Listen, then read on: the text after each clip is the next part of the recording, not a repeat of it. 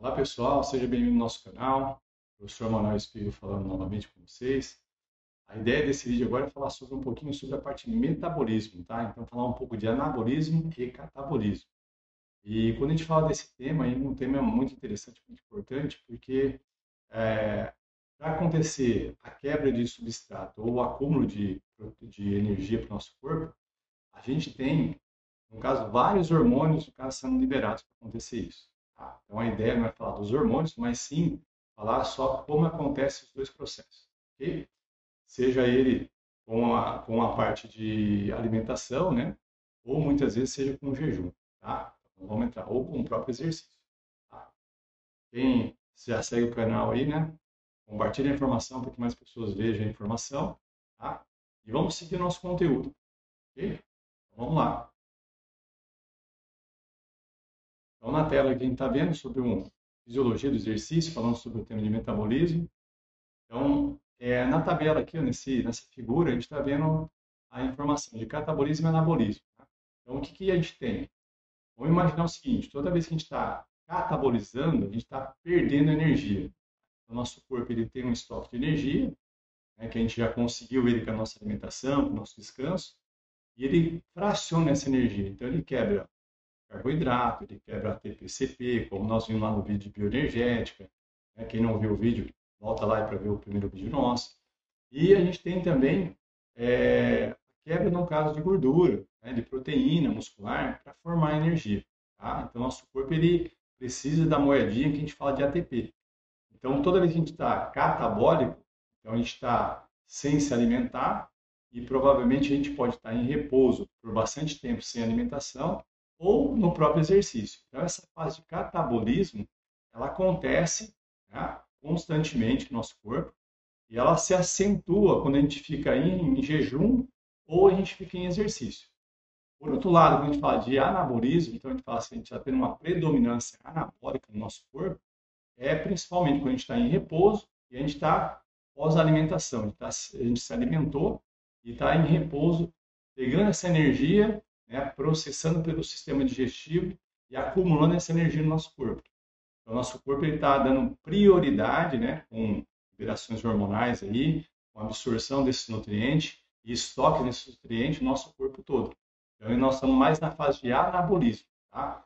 Então, o nosso metabolismo, né, o que acontece? Catabolizando, quebrando, liberando energia, né, para o nosso trabalho, nosso corpo funcionar, para ele não morrer, nenhuma célula morrer do nosso corpo.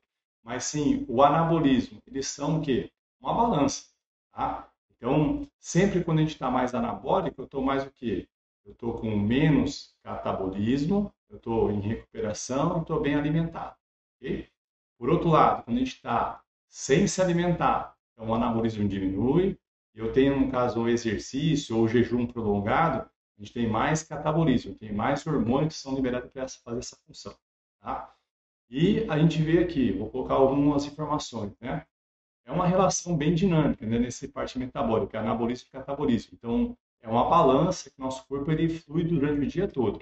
Tá? Então, a gente pode falar, professor, então quando eu estou descansando, estou dormindo, né? Eu me alimentei antes, eu estou em anabolismo? Predominantemente anabolismo, mas você está catabolizando para manter seu corpo vivo, né? Para manter as funções vitais do seu corpo para ele dormir. Tá? Então, sempre o nosso corpo vai estar fazendo os dois processos juntos, com predominância mais de um do que do outro. Então, a gente pode ter situações aqui, né, de comportamento do anabolismo e catabolismo variando, né? Quando eu estou em repouso, quando eu estou em jejum, quando eu estou em exercício, quando eu estou em inanição, quer dizer, muito tempo sem se alimentar. Então, as pessoas, normalmente, nesse caso aqui, eles perdem peso, né, e muita massa muscular. E quando eu estou em estado alimentado. Então, o nosso corpo ele tem uma variação da parte de anabolismo e catabolismo de acordo com com esses itens que eu coloquei na tela. Ok? Então, se a gente for pensar lá, ó, na figura aqui a gente tem o nosso cérebro, tem uma dieta, tem tecido adiposo, tem músculos, outros tecidos do nosso corpo e tem o fígado. Por que o fígado é importante estar ali? Tá?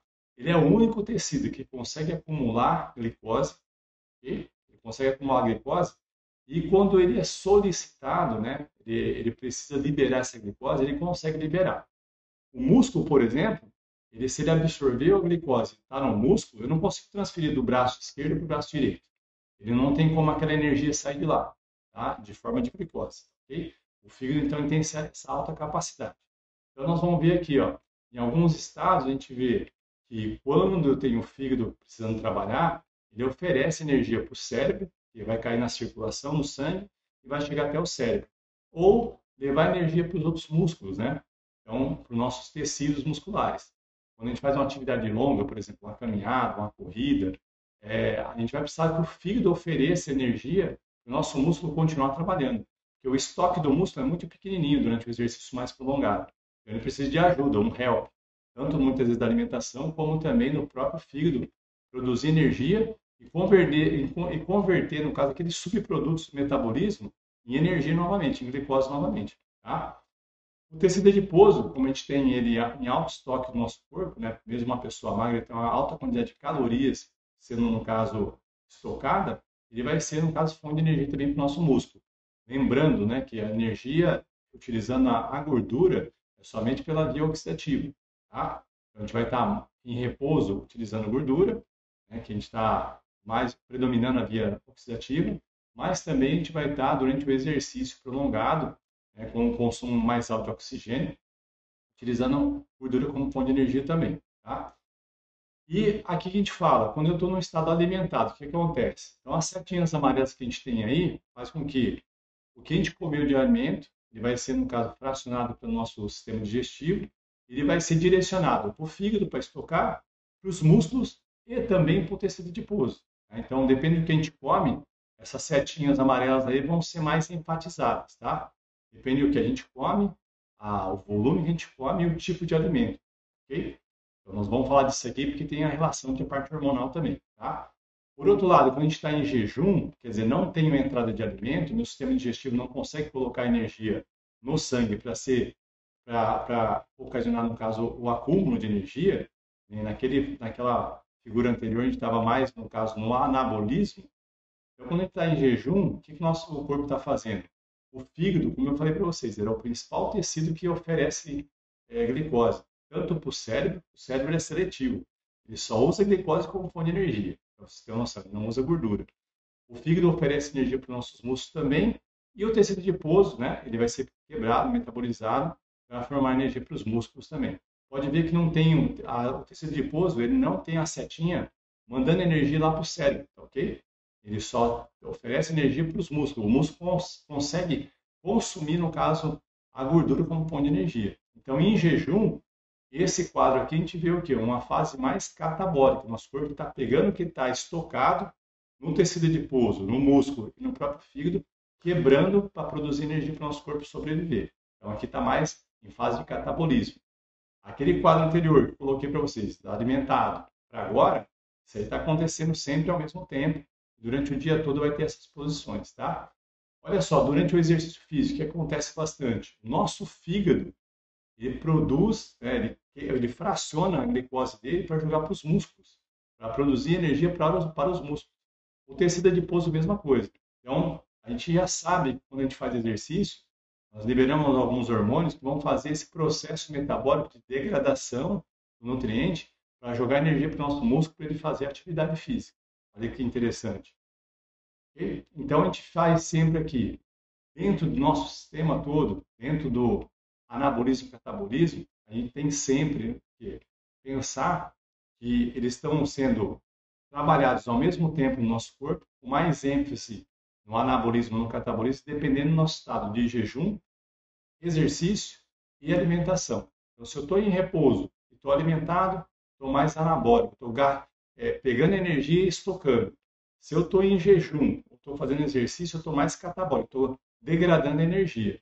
Isso aí é uma balança, tem que ter um equilíbrio. Por isso que a alimentação, para quem faz esporte, é muito importante. Ok? Então eu volto aqui para vocês, ó, lembrando, tá? Desculpa aí, deu uma engasgada aqui.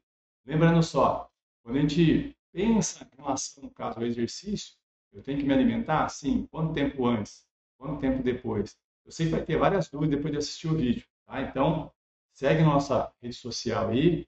Se vocês quiserem depois, compartilhe o vídeo e coloca lá quais são as dúvidas que vocês tiverem durante o vídeo, ok? Então, vamos estar respondendo as dúvidas para vocês, tá? Um abração, fique com Deus aí, até o próximo vídeo.